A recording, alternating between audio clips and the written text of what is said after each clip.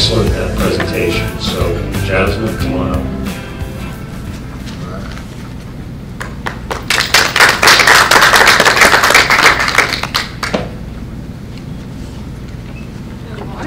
Good morning. That's still me. That's one of the powers of digital media. It'll have you changing your image. I'm so glad to be here. It's so good to see all of you on a Saturday coming out and still dedicating to your assignments and your purposes in this community. And thank you for having me. Mr. Monell, thank you. I'm going to jump into what I want to present to you today. And I have a quick story to tell you, and then I want to show you a video. The video is going to explain a little bit more, but the way I wanted to kind of capture the session today was in the power of storytelling. So I want to show you a video in the middle of the presentation, but to give you a little background on the video before you see it. Recently, I relocated to Los Angeles, California, and I immediately started working with a nonprofit organization that is also a global ministry. And they're helping, oh, thank you, forget about this. They are helping to... He's going to turn it on He's back there. He's going to turn it on. Probably the mic there. Okay. It's on there. Okay. So there's this organization in California. They are... I would say apostolic network. So they're covering over 30,000 ministries and organizations across 75 nations. And they wanted me to help promote their ministry and build a communication strategy around it and help to push the message, but ultimately to help them plant 10,000 churches across the country. And how they wanted to start doing it was through digital media first. And so I'm going to jump into the presentation. I'm going to first tell you one of the biggest issues with digital media. Before I go into that, I want to know a little bit about you guys. I'm a millennial, so we like to talk a lot back with you. Like, I need interaction. And I kind of want a scope of like where, if I can go around really quickly and find out your audience. So who are you trying to reach? You know, are you reaching youth? Is your nonprofit organization targeting churches? You know, who is your audience? And what's your message? For me, my message is, if there's a motto in life that I always try to leave with people, it is you are only as free as you are fearless. So whenever I'm doing any type of media, any type of anything, that's always in my mind. And that why is important. And so I want to know that about you guys. So if that's okay, can we kind of jump around the room or pop up, or if you want to be lucky? Okay, awesome. Just do it by the microphone so they can just at least be heard. Okay. We're in the same organization that she's working with and that I'm also involved in. So it's really awesome that she's here and that everything's kind of full circle. Thank you, Alice. Thank you. Good morning, everyone, and thank you, Jasmine Smith, for being here with your beautiful smile. The audience that I target is terminally ill single mothers. Having had that situation happen in my life, there's a lot of things that people don't realize comes with that. When the children are left behind, you think relatives can easily take the children in. There's a whole gamut of things that have to happen, not like back in the day where you can just take the child and say, hey, you know, I'm gonna raise a child. And through that process, I realized, there's a lot of other people that may be going through that. If God decides to take the person home, then there's children that are left behind, and we need to, it's called kinship caregivers, and I didn't know that at the time, but long story, but thank God that we're here and we're learning. Amen. Amen. Good morning, everyone. Praise the Lord. My name is Reverend Loretta Bazemore, and my audience is are women. We are called Kingdom Sisters Connection, and I endeavor to connect women from all over, starting here, further out to different countries or even different states in the United States. So no woman will feel like they don't have someone they can connect with, that they are alone in this world. So it's called Kingdom Sisters Connection, and that's where I'm starting right now.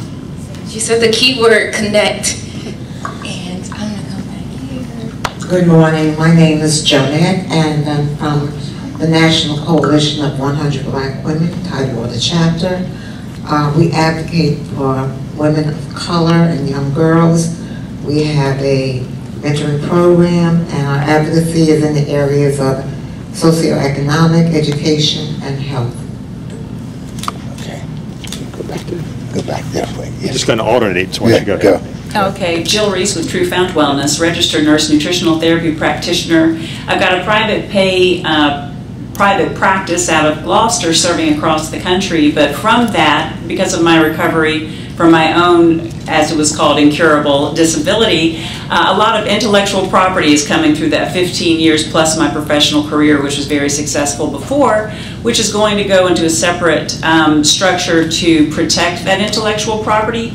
But out of that, I want it to be used not only in my private pay structure and how that can bifurcate into different practices as well, but also through a 501c3 structure so that we can also benefit many others and also give to charities that are very important to me through my life that I have found were instrumental not only to myself but can really help and bless many.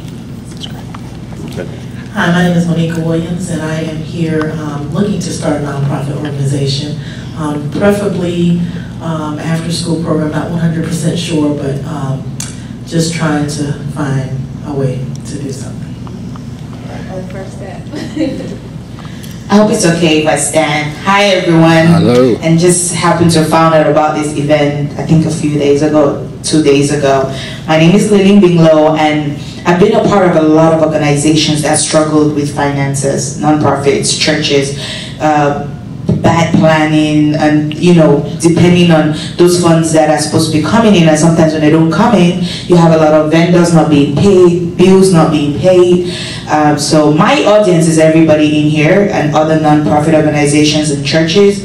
I'm a CPA, and what I'm extremely passionate about is to help you pursue your mission, your goals with financial clarity. I help you break down your finances for you. I help you plan, I help you budget, I help you do cash flow planning for an entire year.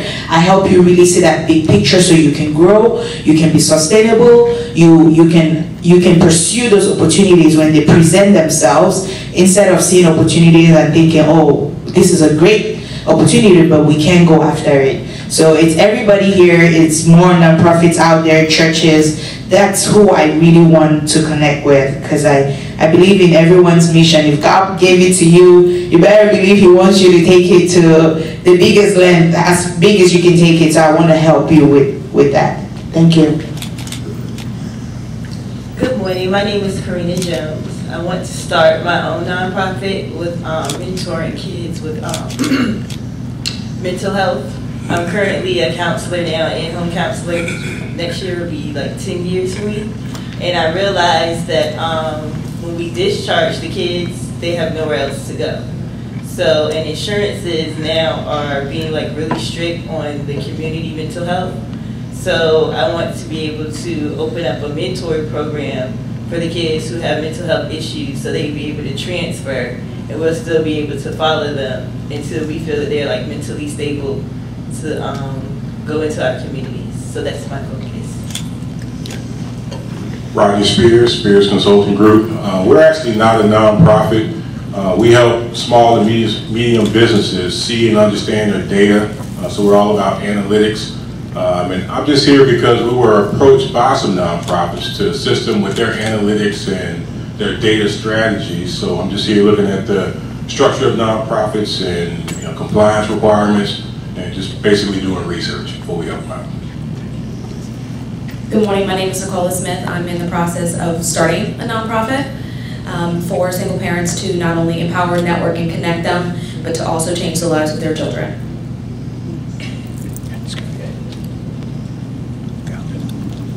I'm Ramona Watson. I just started a nonprofit that centers on families. My families are my audience, but particularly families where caretaking is the central focus of their families. So whether that be a physical or a mental terminal illness or condition that requires caretaking, The nonprofit centers around supporting the caretaker and giving them a place of retreat and networking, and also just assistance with being able to navigate through various channels to get those resources and support that would be helpful.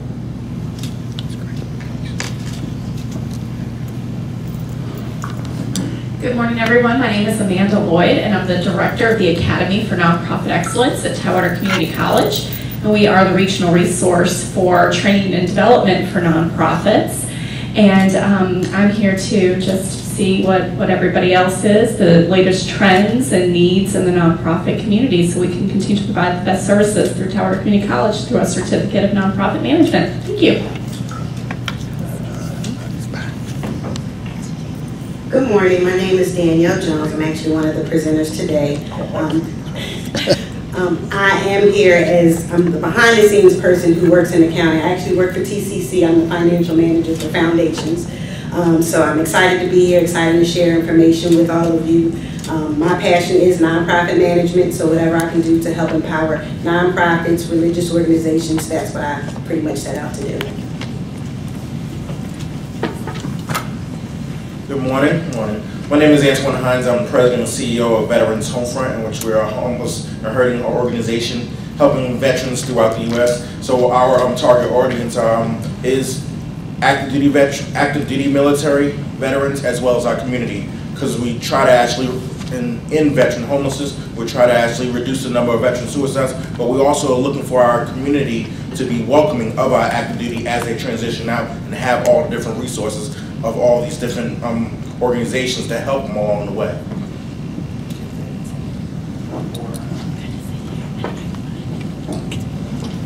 Good morning, everyone. My name is Dr. Michael Amare. I'm originally from Ethiopia. I actually flew in today because this is an important symposium, right? No, it's not.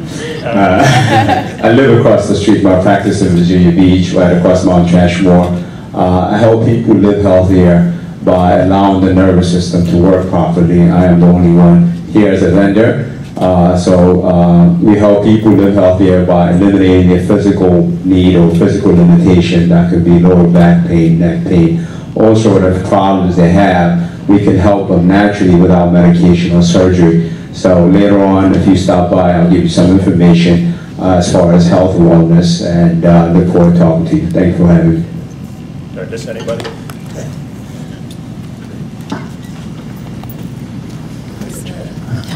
Thank you, guys. How many of you were kind of nervous doing that little spiel? Like, just a show of hands. Was it kind of awkward for you? Yes? Okay, so some of you guys were good with that. Okay, well, good. Well, the point... Thank you. I'm Carol, and our audience is veterans and their families. As my husband and I are starting up the nonprofit assisting veterans' needs, as we have experience with active duty life, retired life, benefits for the disabled veterans, benefits for the surviving spouses, and benefits for the children, including pulling on my resources as working with the Veterans Affairs Office at TCC, and learning about the education benefits available to those who meet the criteria through the Commonwealth of Virginia, as well as the Veterans Affairs Office. Awesome. It's a broad audience, but it is a narrow audience. It's good. We'll talk about broad audiences also in the presentation. My name is Greg Shabrat. My church is on Bethlehem Church of Christ in Norfolk. We run a food bank program for the community, a radio ministry, a prison ministry, and a back to school ministry for the local disadvantaged children. So my community is the neighborhood to help empower them. That's for the church. The neighborhood, wonderful. Thank you. I'll give you the Cliff Notes version. My audience is women ages 18 to 40. I know it's broad. And the message is that we each have a unique contribution to make to the world, and we have to be fearless enough and willing to do the work to make that contribution.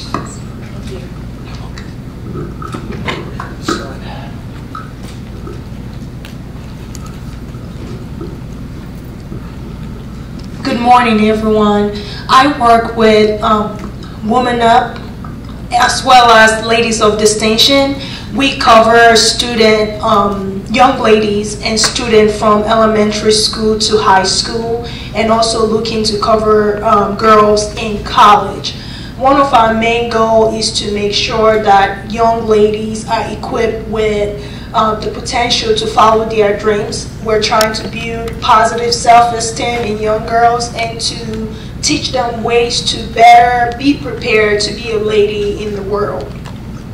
Can I shout out Alice really quickly? Alice and I went to school together, and we both grew up and were in the same organization that she's working with and that I'm also involved in. So it's really awesome that she's here and that everything's kind of full circle. Thank you, Alice. Thank you. Good morning, everyone, and thank you, Jasmine Smith, for being here with your beautiful smile.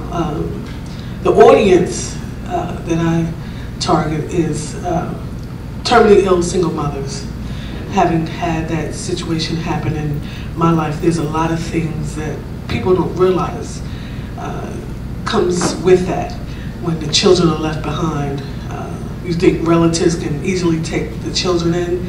There's a whole gamut of things that have to happen, not like back in the day where you can just take the child and say, hey, I'm gonna raise a child. And through that process, I realized there's a lot of other people that may be going through that. If God decides to take the person home, then there's children that are left behind, and we need to, it's called kinship caregivers, and I didn't know that at the time, but long story, but thank God that we're here and we're learning. Amen. Yeah. Good morning, everyone. Praise the Lord. My name is Reverend Loretta Basemore, and my audience is are women. We are called Kingdom Sisters Connection, and I endeavor to connect women from all over, starting here, but further out to different countries or even different states in the United States, so no woman will feel like they don't have someone they can connect with, that they are alone in this world. So it's called Kingdom Sisters Connection, and that's where I'm starting right now. She said the key word, connect, and I'm gonna come back here. Good morning. My name is Jonette, and I'm from the National Coalition of 100 Black Women, Tidewater Chapter. We advocate for women of color and young girls. We have a mentoring program, and our advocacy is in the areas of socioeconomic, education, and health. We're just going to alternate towards you. Go ahead. Okay, Jill Reese with True Found Wellness, registered nurse nutritional therapy practitioner. I've got a private pay, private practice out of Gloucester serving across the country, but from that, because of my recovery from my own, as it was called, incurable disability, a lot of intellectual property is coming through that 15 years plus my professional career, which was very successful before, which is going to go into a separate structure to protect that intellectual property. But out of that, I want it to be used not only in my private pay structure and how that can bifurcate into different practices as well, but also through a 501c3 structure so that we can also benefit many others and also give to charities that are very important to me through my life that I have found were instrumental, not only to myself, but can really help and bless many. Hi, my name is Monica Williams, and I am here looking to start a nonprofit organization, preferably after school program, not 100% sure, but just trying to find a way to do something. The first step. I hope it's okay if I stand. Hi everyone, and just happened to find out about this event, I think a few days ago, 2 days ago. My name is Lillian Binglow, and I've been a part of a lot of organizations that struggled with finances, nonprofits, churches, bad planning, and depending on those funds that are supposed to be coming in, and sometimes when they don't come in, you have a lot of vendors not being paid, bills not being paid. So my audience is everybody in here and other nonprofit organizations and churches. I'm a CPA, and what I'm extremely passionate about is to help you pursue your mission, your goals with financial clarity. I help you break down your finances for you. I help you plan. I help you budget. I help you do cash flow planning for an entire year. I help you really see that big picture so you can grow, you can be sustainable, you can pursue those opportunities when they present themselves, instead of seeing opportunities and thinking, oh, this is a great opportunity, but we can't go after it. So it's everybody here, it's more nonprofits out there, churches. That's who I really want to connect with, because I believe in everyone's mission. If God gave it to you, you better believe He wants you to take it to the biggest length, as big as you can take it. So I want to help you with that. Thank you. Good morning, my name is Karina Jones. I want to start my own nonprofit with mentoring kids with mental health. I'm currently a counselor now, in-home counselor. Next year will be like 10 years for me. And I realized that when we discharge the kids, they have nowhere else to go. So, and insurances now are being like really strict on the community mental health. So I want to be able to open up a mentor program for the kids who have mental health issues, so they can be able to transfer, and we'll still be able to follow them until we feel that they're like mentally stable to go into our communities. So that's my focus. Rodney Spears, Spears Consulting Group. We're actually not a nonprofit. We help small and medium businesses see and understand their data. So we're all about analytics. And I'm just here because we were approached by some nonprofits to assist them with their analytics and their data strategies. So I'm just here looking at the structure of nonprofits and compliance requirements, and just basically doing research before we help them out. Good morning, my name is Nicola Smith. I'm in the process of starting a nonprofit for single parents to not only empower, network, and connect them, but to also change the lives of their children.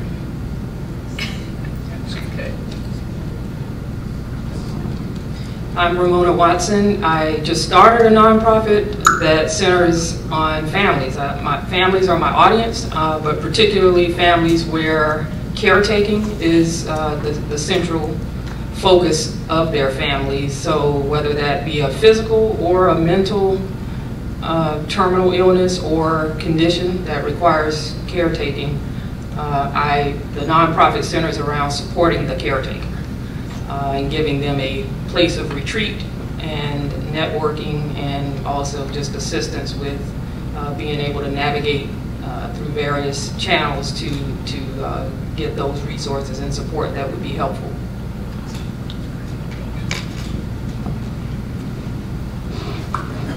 Good morning, everyone. My name is Amanda Lloyd, and I'm the director of the Academy for Nonprofit Excellence at Tidewater Community College. And we are the regional resource for training and development for nonprofits.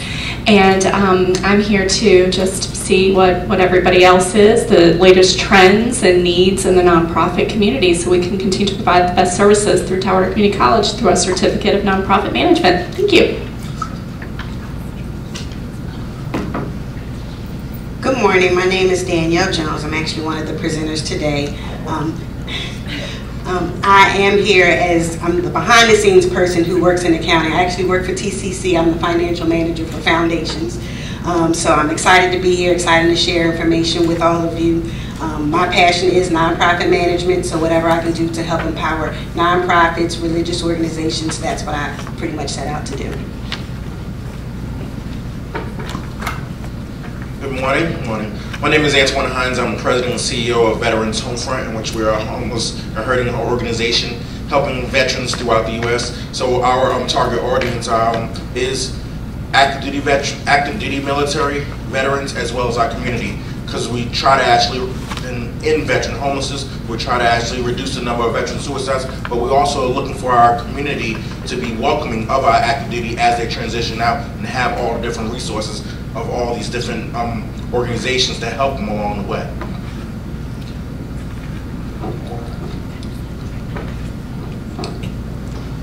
Good morning, everyone. My name is Dr. Michael Amare. I'm originally from Ethiopia. I actually flew in today because this is an important symposium, right? No, it's not. I live across the street. My practice in Virginia Beach, right across Mount Trashmore. I help people live healthier. by allowing the nervous system to work properly. I am the only one here as a vendor. We help people live healthier by eliminating their physical need or physical limitation. That could be lower back pain, neck pain, all sort of problems they have. We can help them naturally without medication or surgery. So later on, if you stop by, I'll give you some information as far as health and wellness, and look forward to talking to you. Thank you for having me. Did I miss anybody?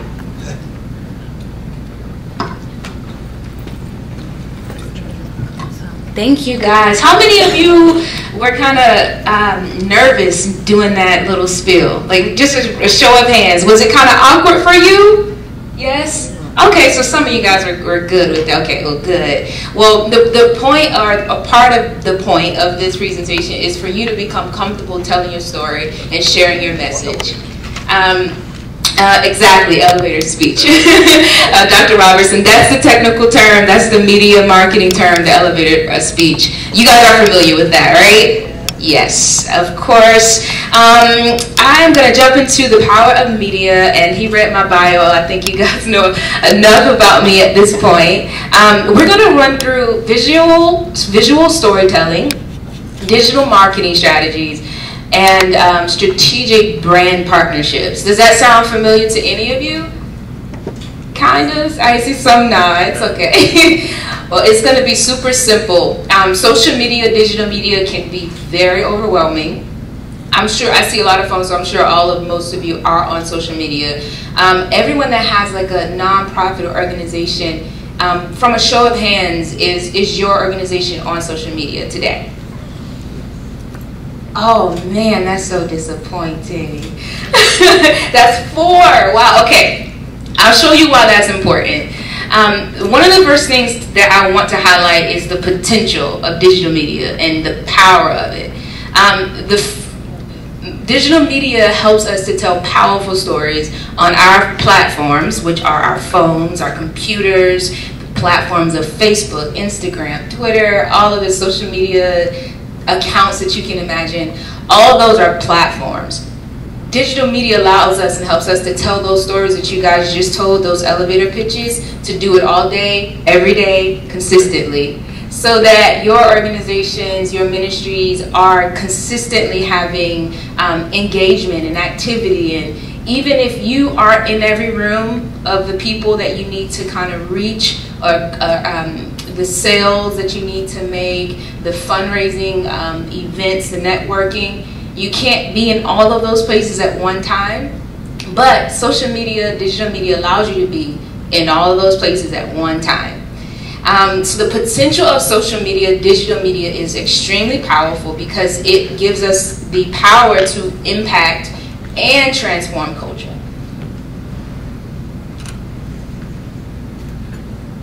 I want to show you this video that would describe it a lot better than I can. Visually, and it'll give you the feeling of what your organization could have the potential to do. The impact is what I want you guys to pay attention to. So check out this video really quickly.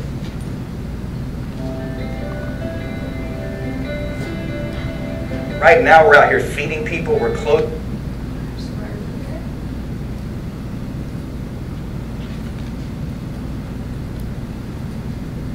people, we're having fun with the kids, and we're presenting the gospel of Jesus Christ and taking the church outside of the 4 walls and taking the church to the place where Jesus went. I believe if Jesus Christ in the physical body was here today, that he would be right here in downtown Los Angeles in the jungle. A lot of you may have keyed because of the advertisement. You want the gifts, and we're going to give away more prizes in a moment.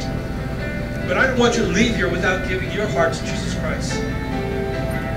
Hi, I'm Trayon. I'm president and founder of Harvest International Ministry. And California Dreamin' basically came as a result of a prophetic encounter I had. So we believe that it's not just seeing souls saved, but really to see transformation taking place in the nations, and where heaven invades earth. So for example, there's no racism in heaven. There's no slavery in heaven. There's no systemic poverty in heaven. And so that would be Reformation to me, with social transformation that is sustained for generations to come. Parents, we're going to talk to you in just a minute, but this is for the kids. Close your eyes, bow your heads. I see you. I see you. Just close your eyes. It's okay. I feel them too. You say, Jay, I want Jesus to save my life. Close your eyes. I want Jesus to save my family. I want you to know Jesus is here right now. He sees your tears. He loves you. But here's what I want you to do. If you want Jesus to come in and save your life, and in doing that, I believe that He's going to save your family, because the Bible says if you get your life right with Jesus, your whole family will be saved.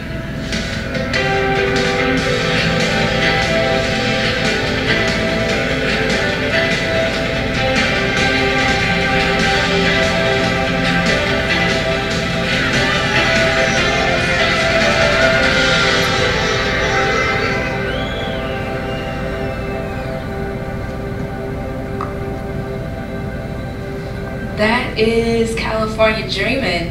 That is the reason why I went to California. I didn't know it before I left, but when I got there, that project was waiting on me. And the challenge, so that you guys understand how powerful it is, was we had about 3 months to launch this thing. And when we say launch, it means we were putting together social media strategies. We were building websites. We were building teams. We were doing all of the digital work, but also the strategy that actually holds it together, and the marketing for it, the emails for it, all within 3 months. And it started from just the concept of telling the story. So the story and the point of that video was just to articulate, hey, we're doing global revival and global reformation, and we need your help to do it. And so we put together this video, and then we sent it out through multiple channels, marketing, emails. But as we go into the presentation, I want to show you guys exactly how we did that, and to help you to understand that it's not as far-fetched as it may seem. We did it with 4 people in 3 months. And so it is very possible. I would love to hear any reactions from the video. How did you guys like it? How did it make you feel? Do you feel like it's something that you can imagine or see your organization producing? Yes. Okay, good. That's a great thing.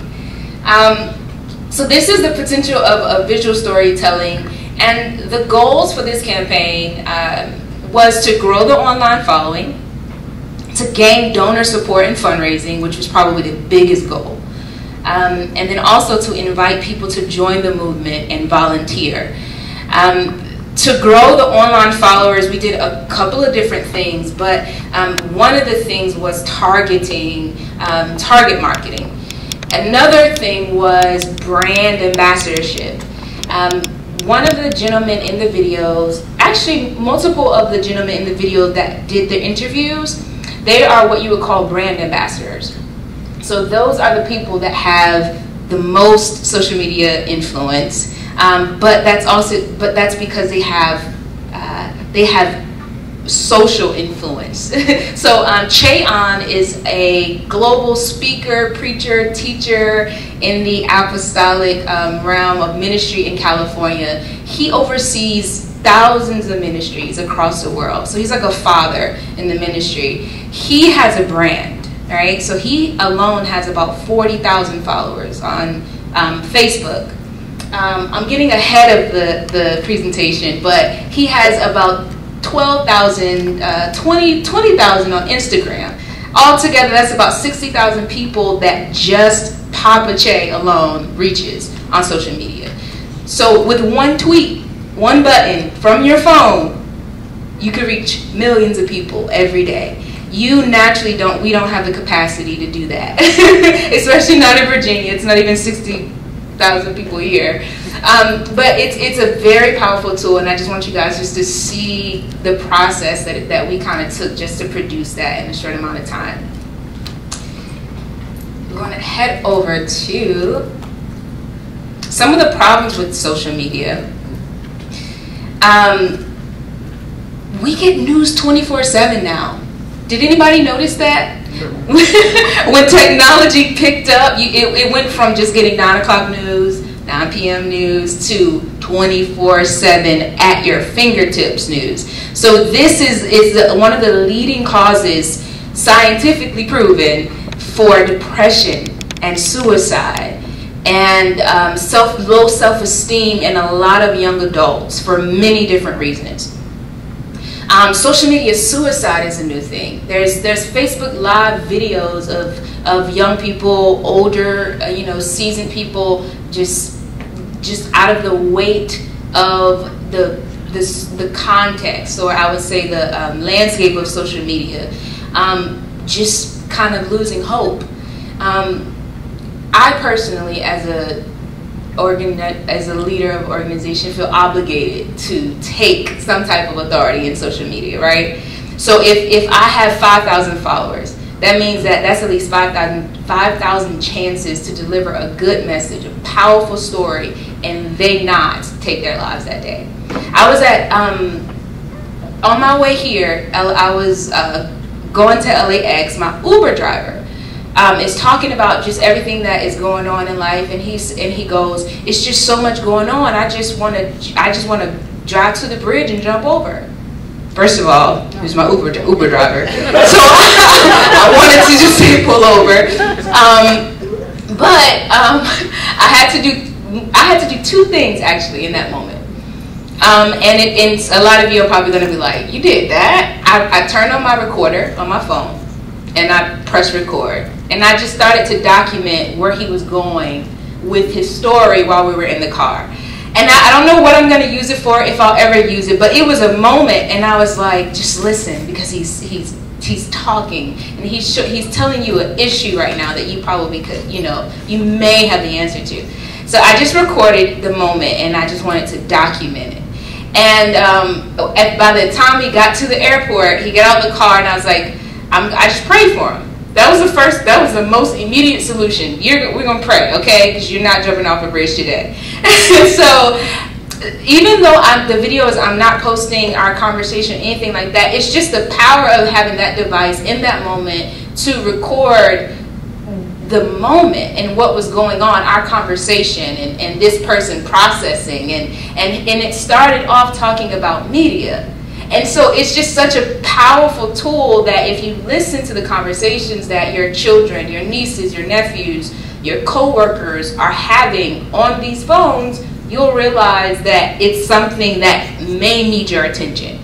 And so for only 4 organizations in our community to be in the platform, in the know, that's kind of like a responsibility that I want to draw out of us, to know that is so important.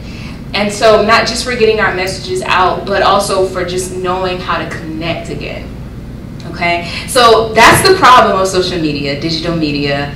I gave you actually the answer early. I gave you the answer before. This is what we can do with it. This would be the answer to the problem, right? Creating content, creating stories out of your organizations, out of your ministries. What was your name again, if you don't mind me asking you? Yes, ma'am. Oh, Venus Washington. Ms. Venus, yes. Your organization supports, it was something so specific. Could you remind me? Terminally ill single mothers. Terminally ill single mothers. I am pretty sure they're all on Facebook. I'm pretty sure they are looking for something on their phones, just a natural habit, right? So that would be one of the first things that if I was your consultant, we're going to go on Facebook and we're going to talk. We're going to figure out what they're studying. We're going to figure, I'm sorry, not studying. We're going to figure out, we're going to look at what they're doing. What are their behaviors? What are they reading? What inspires them? What motivates them? So to dig deep into your audience, which is why I asked the question, what's your audience? Because you got to keep in mind, who are we targeting? What are we doing? Why are we doing it? The organization that Alice and I grew up in was called Walk In It, Inc. And it was a program in our schools, first, called Ladies of Distinction. And the program has grown to like 20 schools throughout the state. And all of us have, like, you know, graduated, we're traveling now. So the only way we can stay connected to what's happening and the message that helped us to become the women we are is through Facebook, is through social media, is through looking at our emails and reading the monthly blogs, you know, sending those same messages that we got in high school, social media, digital media is allowing us to have them today, to continue to walk in confidence and self-esteem like we were taught in high school. And so it's so important, and I just wanted to stress that. All right, so now we're gonna go back up. We're gonna go back up the hill. No, we're not. We're gonna go here first, and then we're gonna go back up. Digital media is changing the way we relate to each other, right? It is changing the way that we have conversations. It's changing the way that we stay connected with our aunts and uncles. It's changing our friendships. It's changing marriages. I literally just heard a story of a couple that's divorcing over Facebook drama. That's sad, you know? So that's how powerful it is. It is affecting the way that we relate one-on-one.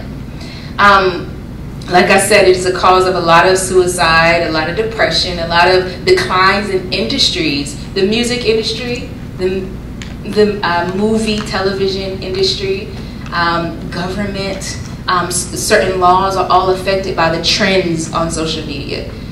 The reason why a lot of the music industry is changing is because everything is digital. Nobody's buying CDs anymore. So now all of the record companies are hiring people like me to tell them how to get their stuff where their people are.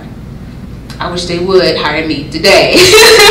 But the point is just that it is a growing trend that actually the curve started years ago. And so we're just kind of trying to catch up with the wave as nonprofit organizations.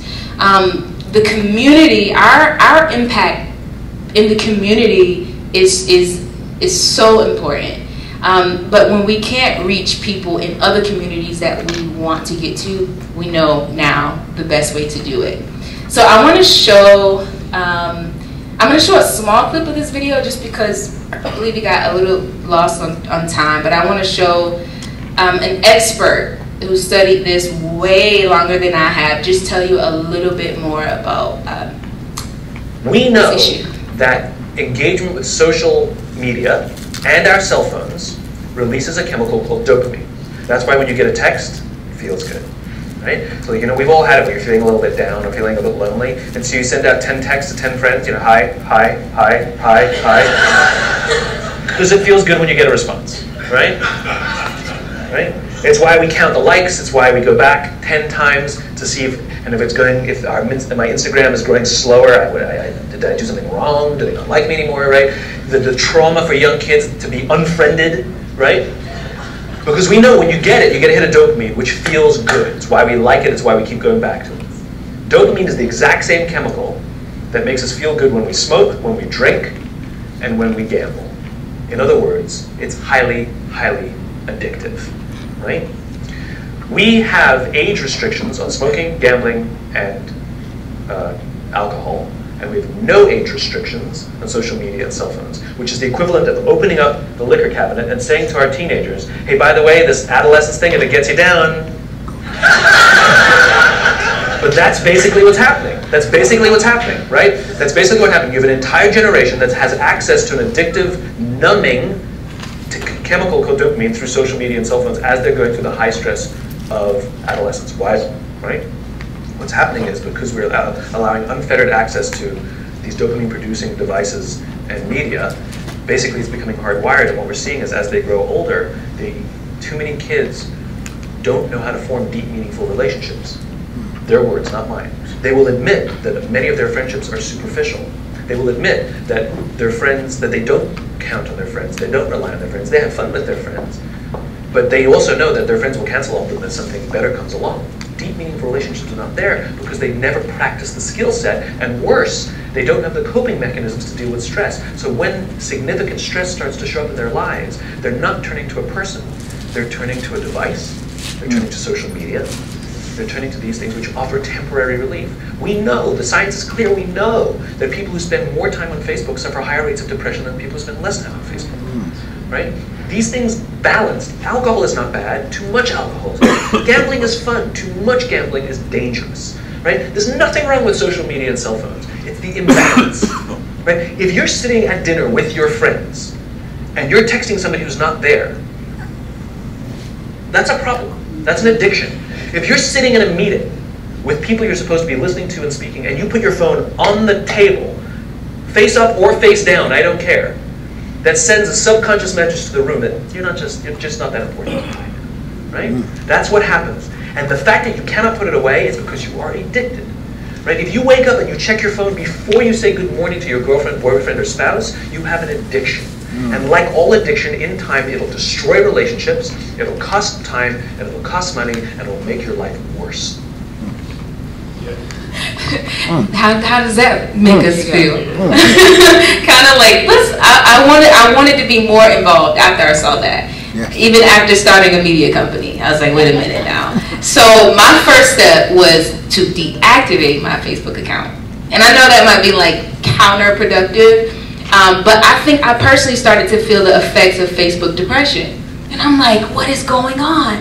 And so I had to back away, but the difficult part was my job is on social media and digital media. And so you find other ways to get that work done, but it's causing a lot of mental health issues.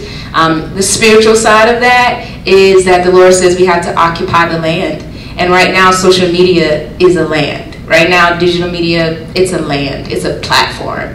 And what's happening is that the church, our Christian institutions, we aren't aware. We don't understand, and the people perish because of a lack of knowledge. So we don't understand how important it is, and not that it's just for entertainment, but that it is to deliver a message, and we're messengers. So all of you all that stood up had that message.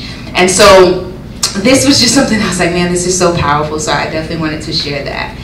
And I want to move now into the 3 steps that we took to launch that digital plan for the organization in California.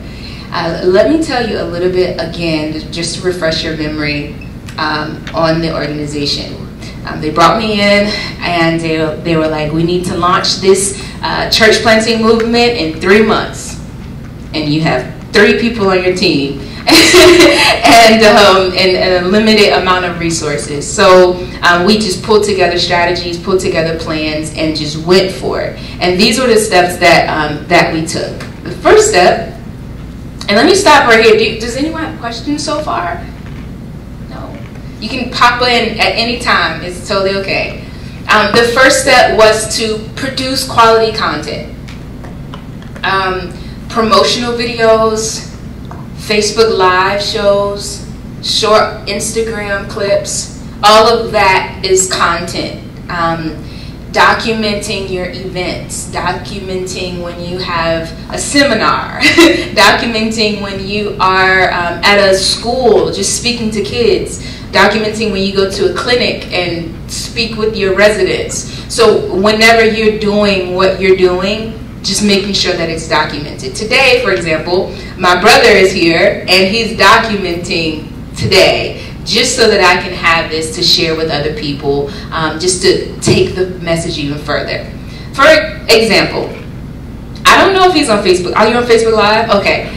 I don't know how many people are on Facebook Live right now, but I think I have maybe about 2,000 friends on Facebook. So it's the 20 of us that are in here plus the 2,000 that they probably aren't all watching, but they all have the message, right? So it happens that quick. And then we're gonna move into creating inspirational content. Every person that made a statement today, I was emotionally stirred. I don't know if you were, but I felt connected to every part, and I was like, oh, I want to help, I want to help, I want to help. And so inspirational content keeps up the motivation. For example, when I was posting the content for this organization, I was motivated. When I was creating the videos, I was motivated because it was inspirational stuff that makes you want to come out to the event. It makes you want to participate. Not only is it inspirational, but it was impactful. So here's one more example of inspirational and impactful content that we created within this organization.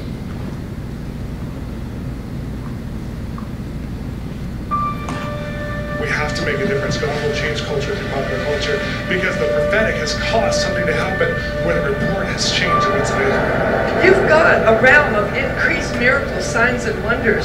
You've got increased harvest in your life. You are the body of Christ, and members in particular. The body's one, but it's got many members. He split the Red Sea. Again, it's not by might, it's not by power, but by my spirit. We're disguised as everyday people, doctors, nurses, mothers, fathers, and we look normal, but inside we're superhumans. It is no longer about a few highly gifted leaders, but rather the sending forth of a loving army of God to fulfill the Great Commission.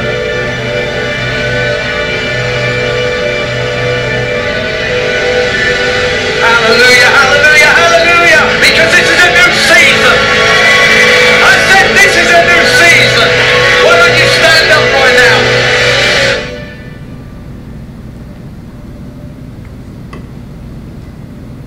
That video is promoting a conference that's in January. And I would go to it, right? It looks like, man, I want to be there. And the most important thing was they were telling a story the entire time. If you listen to what they're saying, everything was connected, and they were telling a story that we all have a prophetic destiny, and the Lord wants to reveal it to you.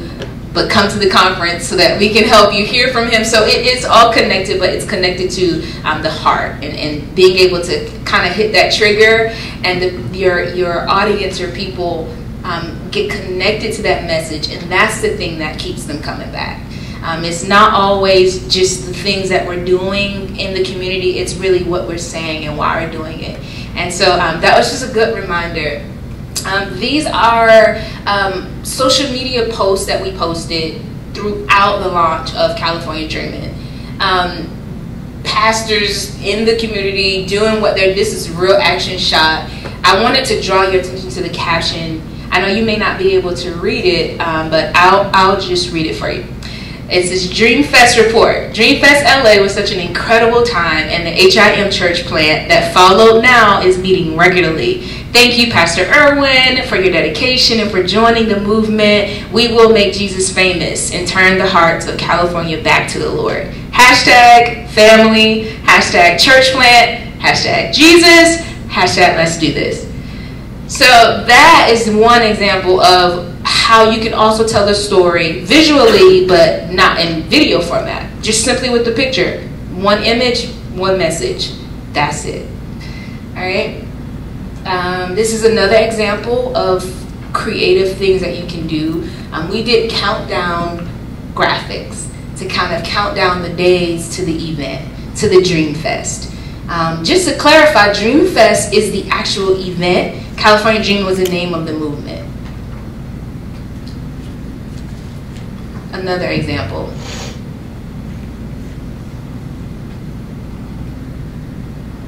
I want to move into social media branding and marketing, which is pretty much what we just went over, but a little bit more in detail. I want to give you guys practical steps or little tips that you can take with you and you could apply today. Number one is consistently posting this inspirational content and these inspirational messages and pictures just on a regular basis. And then using email marketing to create lists, send out newsletters with the pictures and videos that you collected at your event, telling your people, your audience, what you were doing and how many people came out. We had a free clinic today in Southampton at the high school. It was fun. 500 people came out. 500 people got blood tests. Just really making sure people get that experience again for those that weren't there. And then number three is using paid Facebook ads. Paid Facebook ads are like the Bitcoin of like Facebook. It is like gold. Facebook has gotten so smart now that it is almost impossible for you to really grow your audience without using paid Facebook ads. There's this thing called algorithms. Has anybody heard of that? Yes? So, can you tell us what algorithms are? Put me on the spot. I did. Well, with Facebook, basically, you know how you have different types of friends and you got different types of audiences, and the things that you click on on a regular basis, from food to veterans to homelessness or whatever you click on, those algorithms, I mean, look at you. Big Brother is watching. So it connects. And so those are the people that you have like 25 to 30 friends that continuously that you see, even though you have 1,000 friends, but Facebook knows which ones you click on. They know which ones you want to connect with, and that's the same thing with your ads and stuff. It'll connect with those people out there who are clicking on the same thing, so they try to direct them to those same spots. Exactly. It targets your group. The message that you're trying to get out and the audience that you're trying to reach, those things are important because that you actually put them into Facebook and say, hey Facebook, I'm trying to talk to single mothers in Norfolk that are on Facebook at night. Like very specific things that you can do to reach them directly. And Facebook ads let you do that. I'm gonna go back to that because it's also a business, a really strong business investment. Facebook initially, I think they were saying that, research was saying that it's about, in order to have like one of the top $1 million social media campaigns, you need to invest at least $6 a day in 2011. So they are projecting that within the next 10 to 11 years, it's going to be at least $46 a day that you would need to invest in order for your campaign to really have boost and some fire under it. Additionally, that means that the stock is going up on social media. So this will be a great time to invest in the social media world. Facebook ads is the form of investing in your organization. In the same way that you would print an ad in a newspaper, it's the same exact thing, except it's digital. So moving into brand partnerships. Anybody ever heard of brand partnerships? You're all business leaders, I'm sure you have. Do you have a brand partnership? I have a lot of brands. You do? Can you tell us about one? Yeah. Because we represent churches, you know, in all 50 states, we will actually, you know, combine our marketing and our seminars with them as they're actually presenting either in an annual conference or, you know, in their actual workshops and different things for their congregation. In our estate planning practice, we team up with financial planners, and we will co-present. And so we cross-pollinate. We promote them, they promote us. We could come alongside. So, you know, it's essential when you have a national practice that you have partners all over the country, and you're cross-promoting each other. Yes, sir. Anyone else want to share a brand partnership this Yeah, year? I have one. Yes, sir. My brand partnership is with the Startup Center. Oh, awesome. So the Startup Center and I work together to do helping nonprofits. So I do the video work and he does the management and fundraising. And the video work is the content in which he's asking you to start having for your nonprofit organization. Yes. That's brand partnership. Yes. And I also do a radio show. And that radio show is on Norfolk State University's radio. It's called the Nonprofit Exchange. It comes on at 3 o'clock on Sunday. Plug. Plug. Brand partnership. Yes, sir. That's a great, I love that plug. Did you want to share one? Oh, well, I work with United Way also, and they have a boards and governance class for 13 weeks. And so when we have these corporations and nonprofits come in for those 13 weeks, we actually promote those organizations. And, you know, you talk about single moms, you talk about, you know, veterans, you talk about homeless, you talk about all those different types of brands. But when we partner together as advertising about these events, advertising about different trainings at TCC, we exist together as small nonprofits and big nonprofits. Nice. Yes, exactly. So brand partnerships is exactly what they said practically. One of the ways, or one of the reasons brand partnerships is super important is that you get to engage other people and you get to just, it's almost like it's like sharing the content. It's like you giving me your business card and I give him your business card. You know, it's like it's cross-pollinating, cross-promoting, and on social media, doing that is just being able to give people a good idea or scope of your network. All right. For example, my example of a brand partnership, Mr. Monell, the Startup Center, a brand partnership. So you're partnering together to build websites and to build capital campaigns for a ministry in Africa right now, you know, and partnering with other ministries that have a little bit more impact, or I would say not impact, reach, that can help us to do events on a global scale, just like the one I showed you guys, but for other organizations. So partnering with, partnering with teams that I worked with for those people, and then taking that package and then that process and doing it with others, but with the same like arsenal, I guess I would say, the same digital teams or the same marketing, nonprofit fundraising consultants. So it's so many resources that we all have around us that we could utilize and help each other out just as we go. So brand partnerships is just that. It's almost like just tag teaming. An example from the California Dreaming Project, 2 brand ambassadors that we kind of worked with almost naturally was, like I mentioned before, Papa Cheon. And then there's this wonderful, wonderful youth pastor named Seth Dahl. He's actually from a church called Bethel in Redding, California.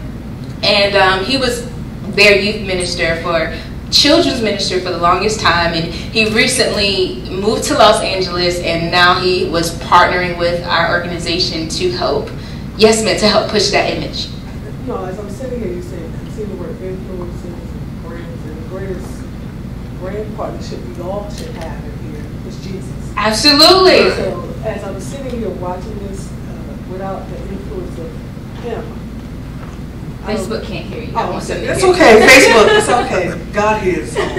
He's greater than Facebook. But anyway, as I'm sitting here, you know, we're supposed to be intertwining, you know, inspirational messages, and the greatest one should be the brand partnership should be him, and the influencer should be him. By all things are based on. Yes, ma'am. And as I was sitting here listening to all of this, and thank you, NSU radio station, because I got to talk to you, but. That's what I was feeling right now, and the inspiration behind all of us should be the brand of Jesus. Absolutely. Hashtag make Jesus famous. That's right. That's how you carry that message over in modern media terms. Hashtag make Jesus famous, but spread that message continually in everything that we do. And the strategic way in doing that is pulling key people off of the stages that have all these followers to do that on your social media pages.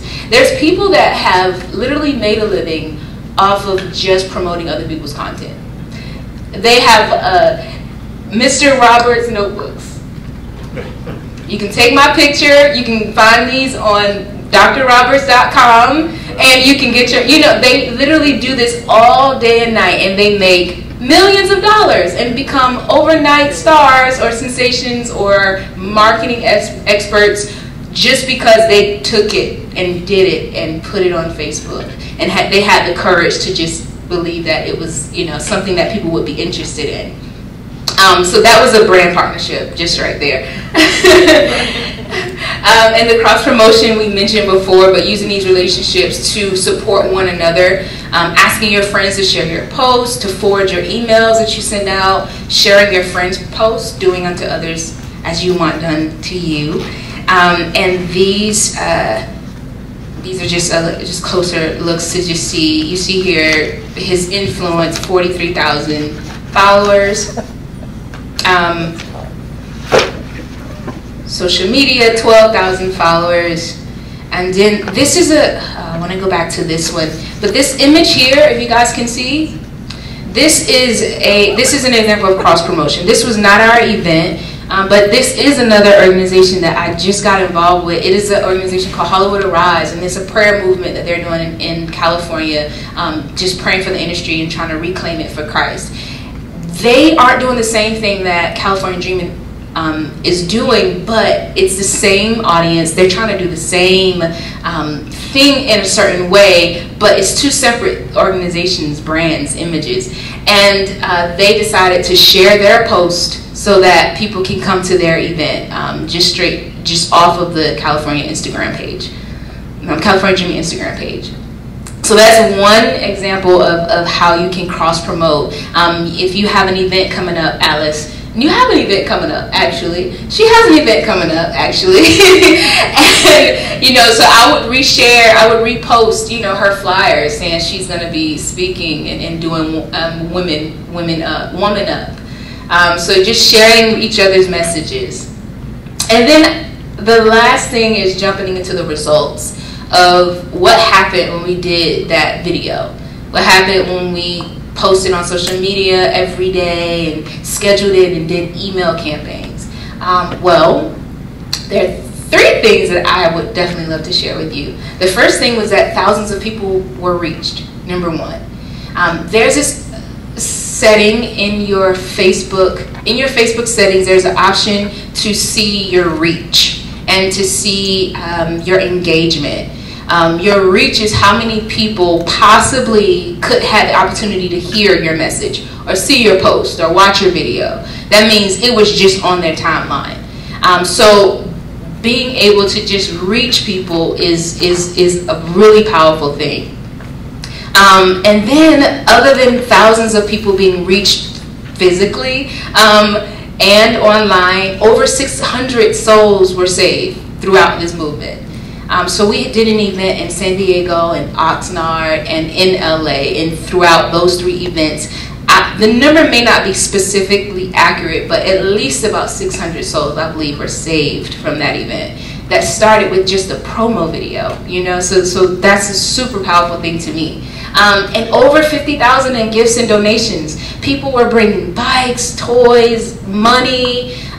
People were writing checks for $10,000 just because of the message, just because we were trying to just take the gospel, and we did it by telling a story. So people knew that it was coming because we talked about it before, and you promote it, you talk about it over social media. So there were some donors that gave in person that didn't know, they maybe didn't follow us, but a lot of people were following us online in some way, email, and they knew about it, and so that's how they joined the movement, by giving. This is another example of one of the promo videos that we produced. This was actually the first video. Are invitations into the realm of impossibilities. Through a dream, the language of the last days, dreams and visions, He implants our spirits when they thought of possibilities. And in the dream, a black man appeared to me. And he said, come to Los Angeles where there's going to be a great harvest, great revival. You were created on purpose and with a purpose. And I believe with all my heart that we are about to see the greatest revival and the greatest awakening and the greatest harvest in the history of mankind. Do you believe it? Poors in America are the 12 million undocumented illegal immigrants. And the Lord saying, that's your harvest. I want you to feed them, I want you to clothe them, and I want you to plant 10,000 churches in America.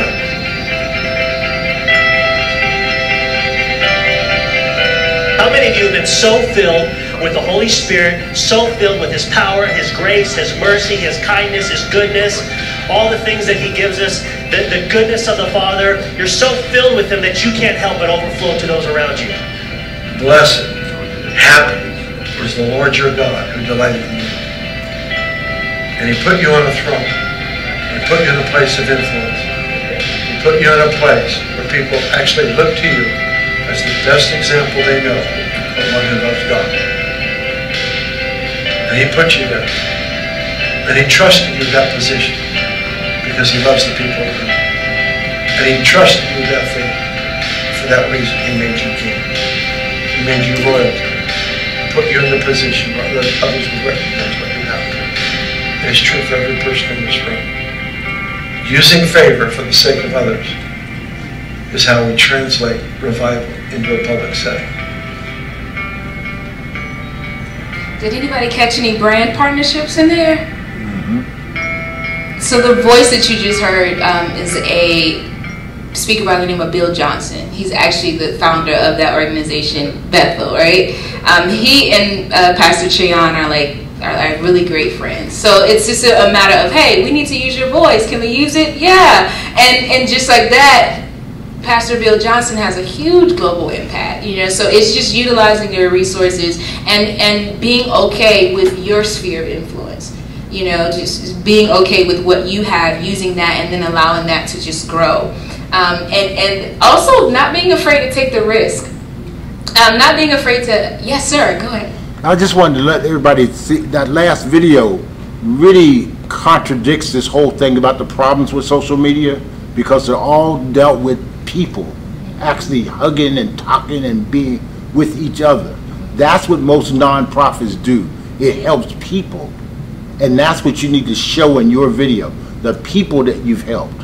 Yes, and I think that that's the missing piece of the whole media disturbance about social media, because it really starts talking about the disconnect where you talk about the connect. Yes, sir. Yes, sir. I needed you to say that when we first started. Exactly. It's about connecting and communicating. And this is the website that we were able to build and launch. And more images and stories that we told. That was me. I just put that in there just because I like the picture. This is just a practical example though, showing all parts of your events. So the reason why we posted that picture was because we specifically said, my friend was like, hey, we need to get a picture of your shirt because it says volunteers, so we can say we need more volunteers. So that was the reason why we took that picture, and the caption would have said something like, hey, we need more volunteers, but it was reposted on another page with that caption. Does that make sense so far? Yes. All right, we're almost at the end of the road. I think y'all almost ready to start going live on Facebook? Yes, sir. Did that run through an ad or just on your Facebook page? That picture that you just saw? Yeah, how are you putting that out? That is on the Instagram page. Yes, so Instagram is an app, and you can download it, and that's where you use, that's what you use mostly for pictures and storytelling.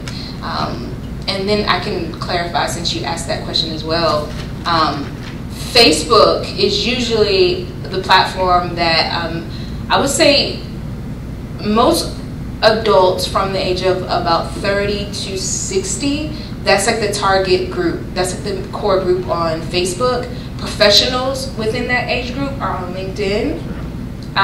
Twitter, younger millennial professionals are using Twitter a lot. And Facebook and Snapchat, you know, how many of you all have Snapchat? Oh, okay. Oh, no, you defy the odds, sir. I don't even have a Snapchat. So it's really about preference and what you want to use it for instantaneous 6-second moments. But a lot of young people just use it just for fun. And the reason why is because it deletes after 5 seconds. And so, yeah, it deletes after like 5 seconds, and supposedly it's not traced, but it's probably on the cloud somewhere. Yes.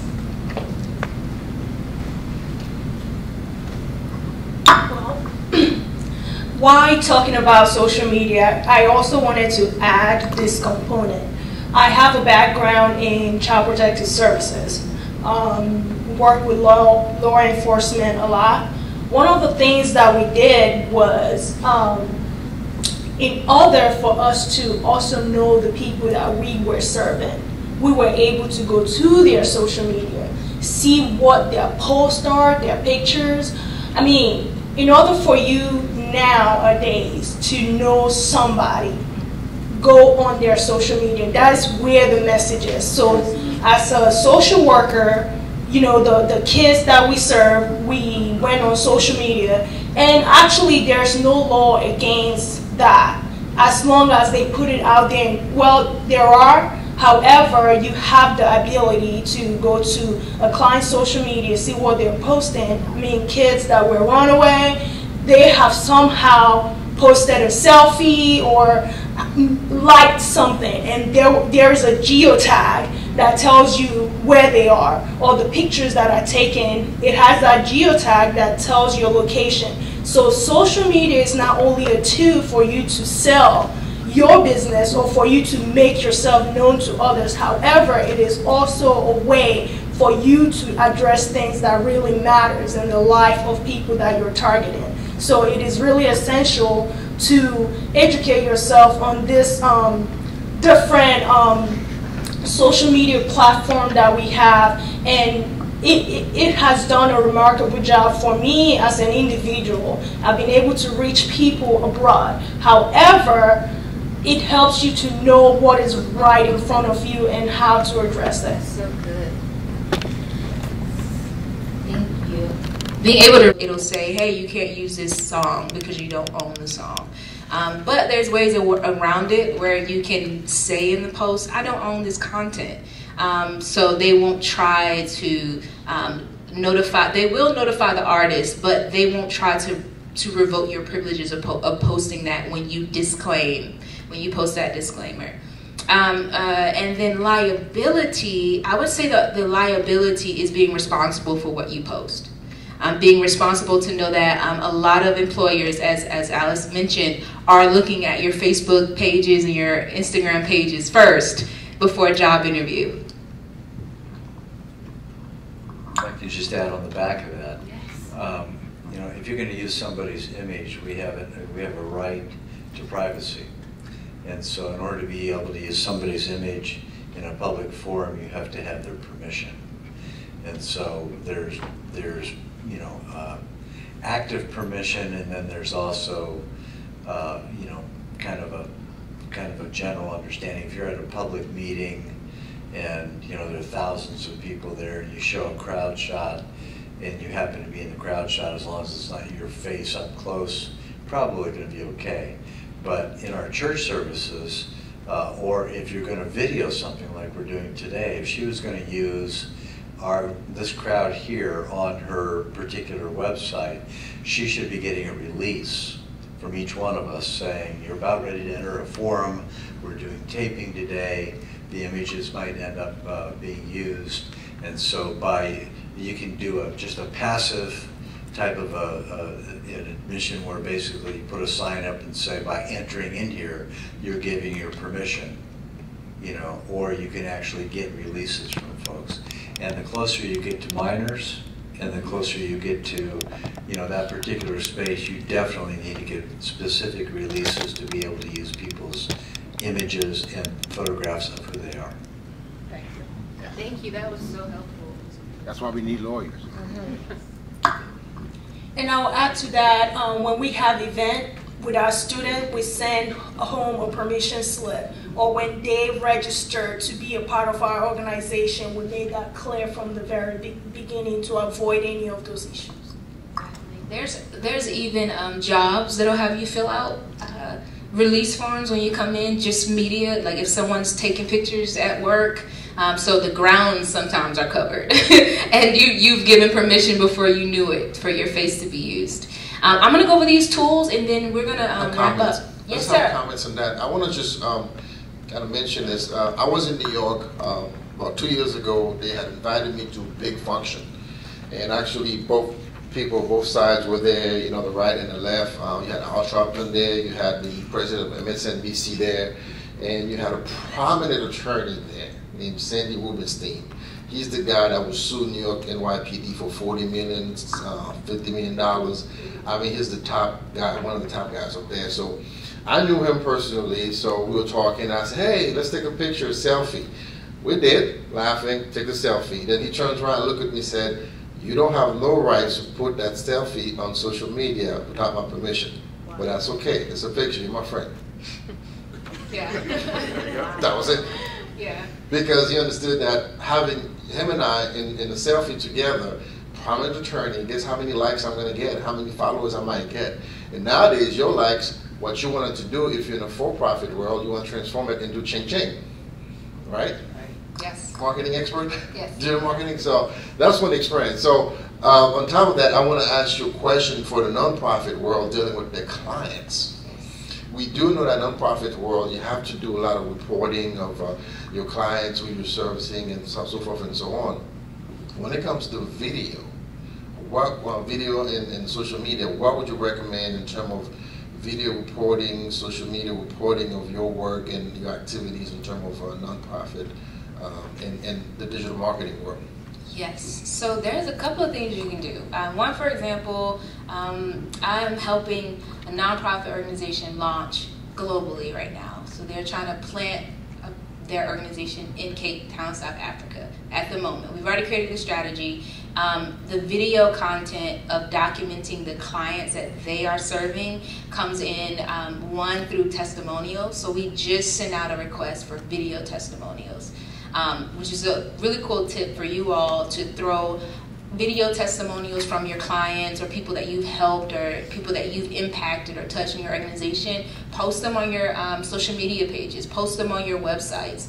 Let people know the work that you're doing for your clients. And one way to do that is through testimonials. Another way to do that is to be sure that you post your portfolio in a sense.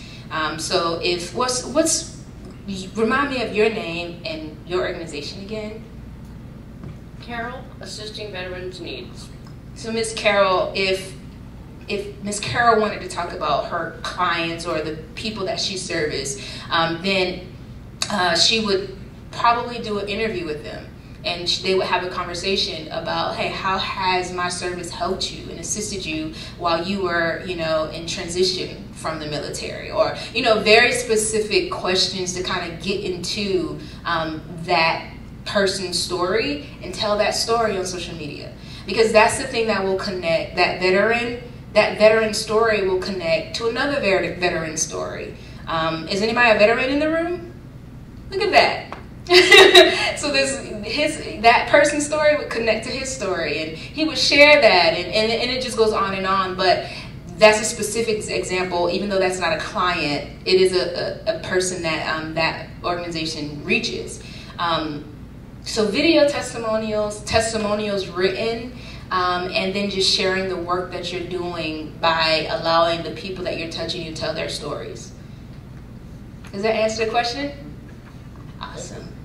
I'm going to go over these tools, and then I'm just going to open the floor for any other questions, and then I'm going to move out the way. Is that okay? Awesome. So these are tools. So I told you guys all the story, all the little, all the emotional stuff to get you really ramped up to start using these tools and not being afraid of them.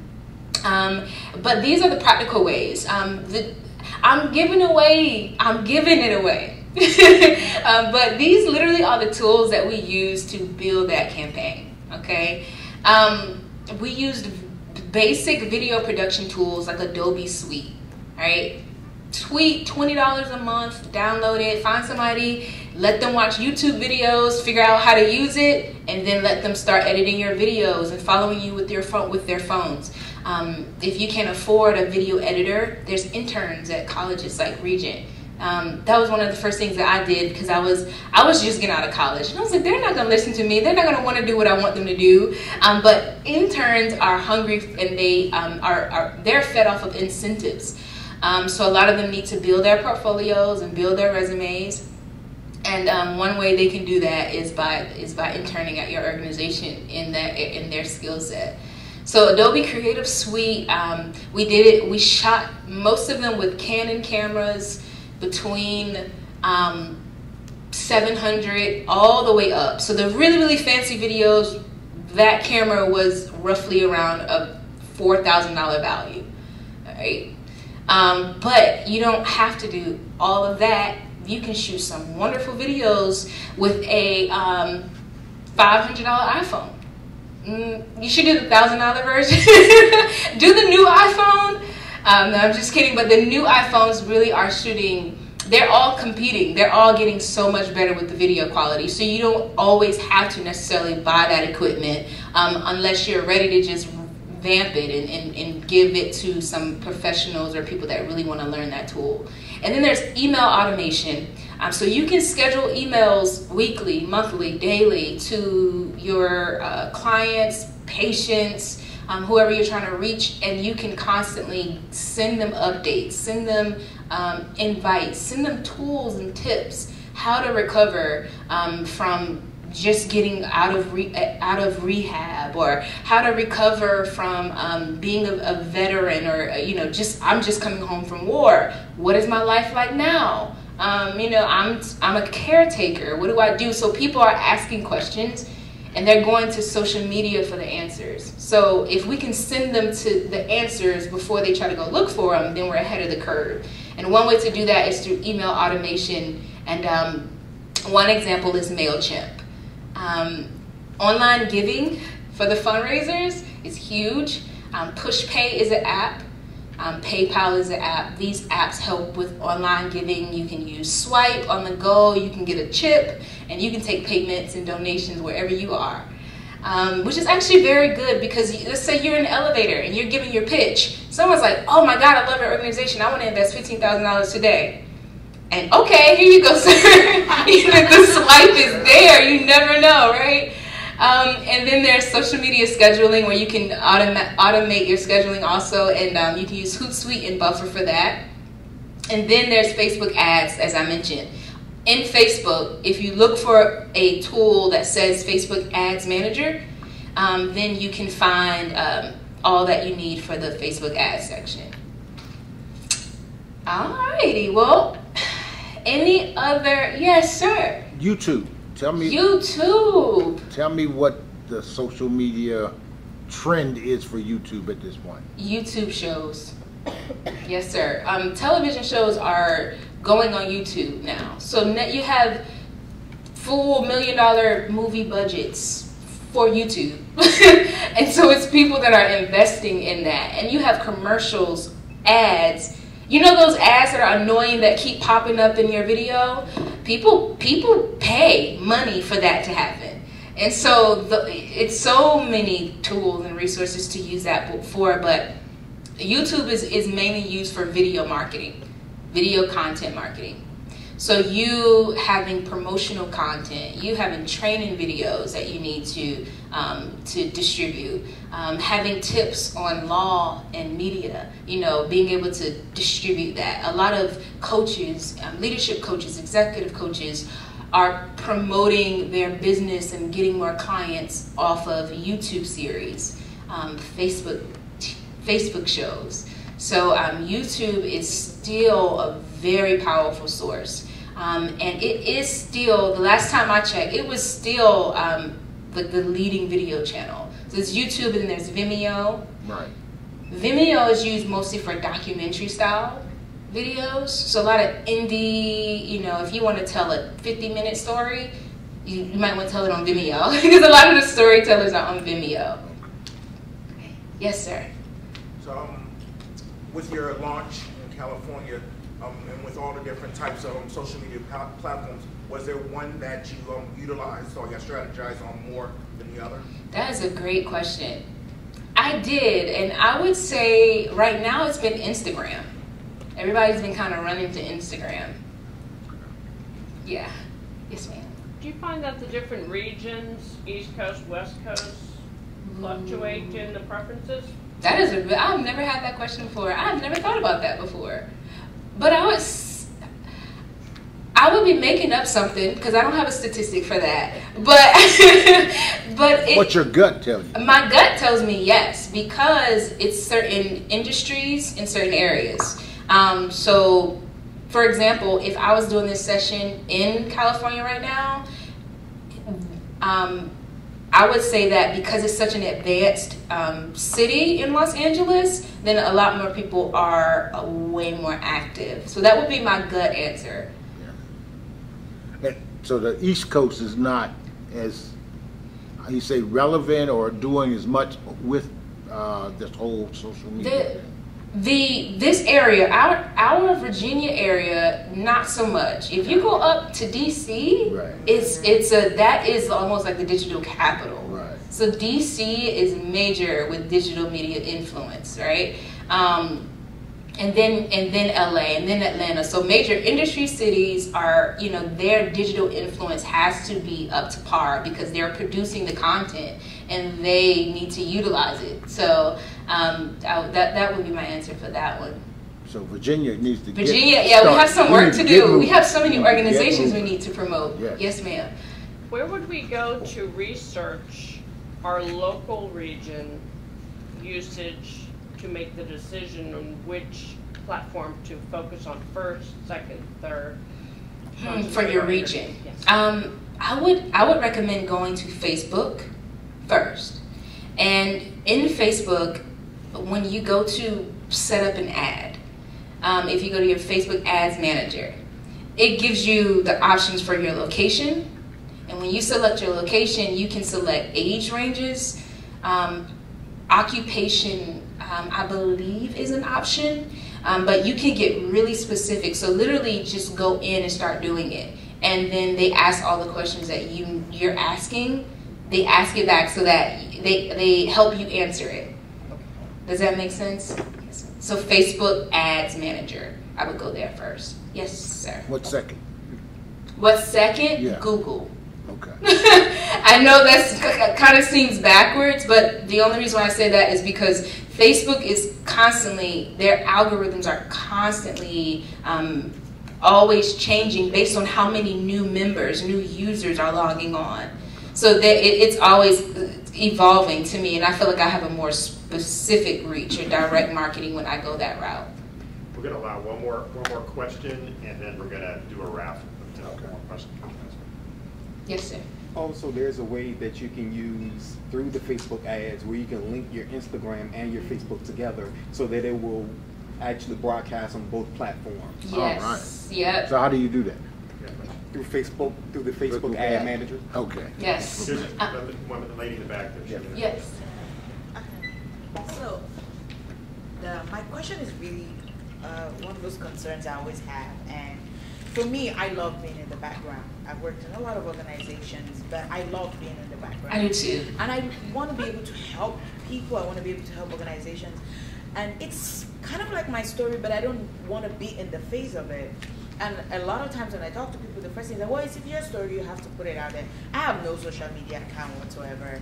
And I love that. I love the time it saves me. I love the things I'm able to accomplish. However, I understand the limited reach because of lack of that. Yes. So what would you say, or what advice would you give to someone like me who doesn't want to put themselves out there, yet still wants to be able to put the organization and still be effective in accomplishing results? That it's tough. That's been one of the biggest challenges with working with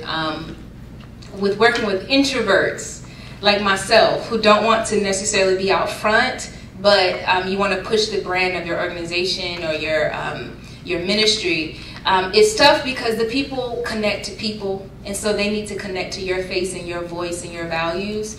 And so they don't always necessarily connect as quickly to just an entity. They don't always connect as quickly to just a logo, or they will connect quicker to a face.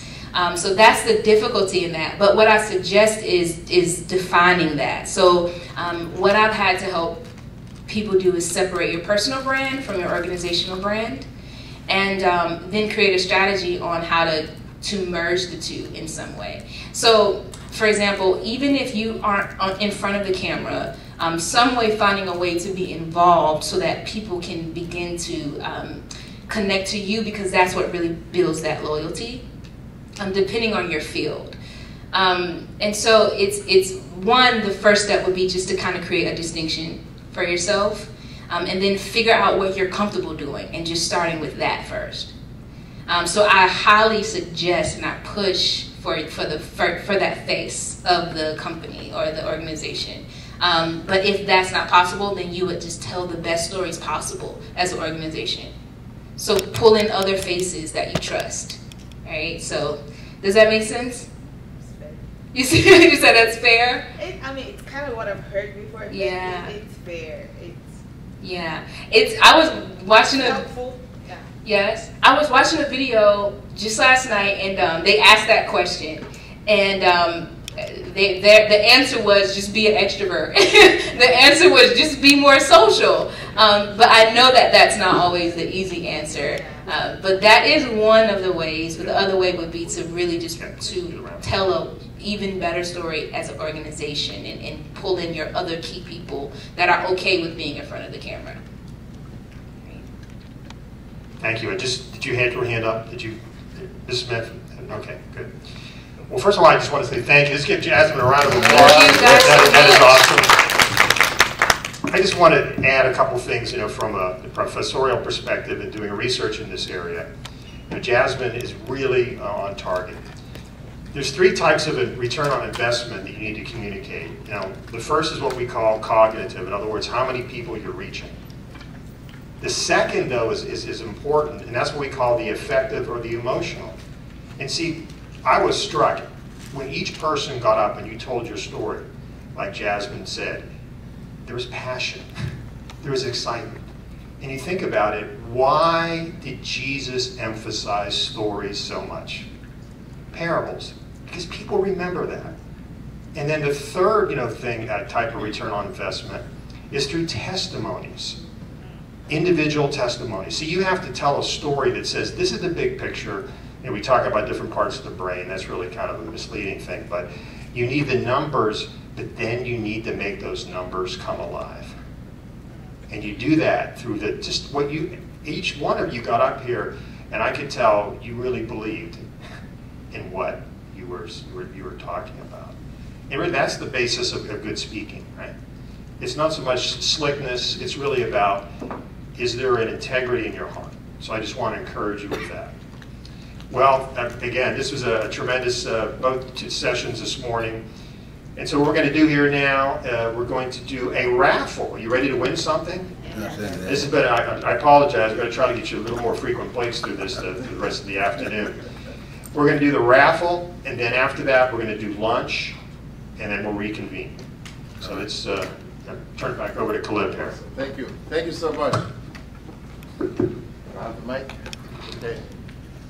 Well, great. Well, we're going to have a moment to give away, so we don't have $1 billion to give you, okay? But we do have $1 billion knowledge to give you. That's more important. That's more important. I like that. Yes. Say, give me money, give me knowledge, give me the knowledge. I work on it, and I transform it. So, what we want to do right now, we do have some great books that we want to give away and help you out in your calling. But, first of all, did you all get one of these tickets? If not, you will need one or two. Everybody didn't get one? Okay. Yeah, all right. Let's make sure we give everybody half of each and bring me the other half. Okay. Well, they get all these tickets. Yeah, let's do that. Okay. Let's do that.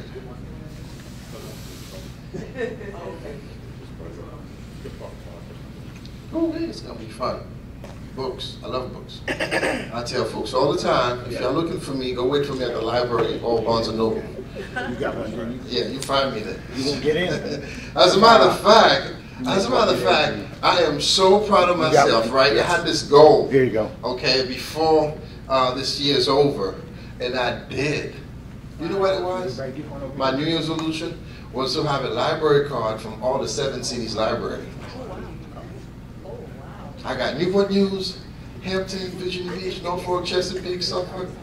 What was I missing? Did you come to Isle of Wight? I'm on my way next year. Yorktown, Williamsburg, I'm coming. But it was my passion because I just enjoy. You can stop there, check your email. You can stop there and meet with somebody real quick. It's a wonderful point of reference in the city. Hey, meet me at the library. You know it's at, right? You can Google it. And they have all the good stuff there, especially books. Yes, Lord, more books. So at this time, I want to do, we're going to do a little raffle here, so I give a few things away. So, but let's see, I need somebody to help. Drop one. Oh, no. One here. Okay. That was not part of the plan, okay? That was not part of the plan. I need somebody to pull a number and somebody from the audience? Or? Yeah, let's do that. Let's do that. So, but then they can't, well. Yeah, they might pull it. Okay, all right, well, okay. It's got to be me. Yeah, let's do it. Let's do it. All right, pull one. Pull out one. Yes, sir. There And the winner Is the is? number right? That's the number. No, this is the hard part. You got to be able to figure out. The number is 342138. 342. Winner. Yeah, winner. Good one. All right. Good one. What book you got? Yeah, since you're first, you can pick. So. There you go. Let's see. We have things successful people do differently.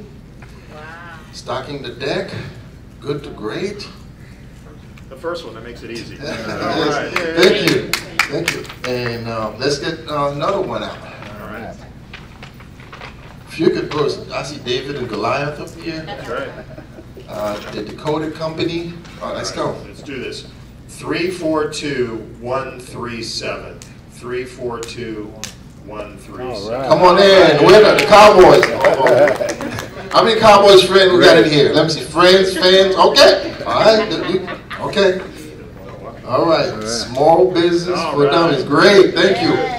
Well, good luck with that. Let's do it. I see a pattern here. The first three numbers are the same. So, anyways, it's going to be 342. We did, laughing, take the selfie. Then he turns around and looked at me and said, "You don't have no rights to put that selfie on social media without my permission." But that's okay. It's a picture. You're my friend. Yeah. There you go. That was it. Yeah. Because he understood that having him and I in the selfie together, prominent attorney, guess how many likes I'm going to get, how many followers I might get. And nowadays, your likes, what you wanted to do if you're in a for-profit world, you want to transform it into ching-ching, right? Yes. Marketing expert? Yes. Digital marketing? So that's one experience. So on top of that, I want to ask you a question for the nonprofit world dealing with the clients. We do know that nonprofit world, you have to do a lot of reporting of your clients, who you're servicing, and so forth and so on. When it comes to video, what video and social media, what would you recommend in terms of video reporting, social media reporting of your work and your activities in terms of nonprofit and the digital marketing world? Yes, so there's a couple of things you can do. One, for example, I'm helping a nonprofit organization launch globally right now. So they're trying to plant their organization in Cape Town, South Africa at the moment. We've already created the strategy. The video content of documenting the clients that they are serving comes in, one, through testimonials. So we just sent out a request for video testimonials, which is a really cool tip for you all to throw video testimonials from your clients or people that you've helped or people that you've impacted or touched in your organization. Post them on your social media pages, post them on your websites. Let people know the work that you're doing for your clients. And one way to do that is through testimonials. Another way to do that is to be sure that you post your portfolio in a sense. So if, remind me of your name and your organization again. Carol, Assisting Veterans Needs. So Ms. Carol, if Ms. Carol wanted to talk about her clients or the people that she serviced, then she would probably do an interview with them. And they would have a conversation about, hey, how has my service helped you and assisted you while you were, in transition from the military? Or, very specific questions to kind of get into that person's story and tell that story on social media, because that's the thing that will connect that veteran story will connect to another veteran story. Is anybody a veteran in the room? Look at that. So that person's story would connect to his story, and he would share that, and it just goes on and on. But that's a specific example. Even though that's not a client, it is a person that that organization reaches. So video testimonials written, and then just sharing the work that you're doing by allowing the people that you're touching to tell their stories. Does that answer the question? Awesome. I'm gonna go over these tools, and then I'm just gonna open the floor for any other questions, and I'm that literally will take you through how to set up everything. And so all right. Give that away today, but. I'm sorry, I was saying I wanted to give away the free ebook so that you all can have the practical tips on how to do everything that I said today. And so one way to do that would be to tag me or to go to envisionmediaglobal.com and I'll make it available for free until Tuesday, Saturday. I'll leave it available until Monday on the website for you all. That's here. All right. If you guys want to use that. Yes. Thank you. Thank you guys.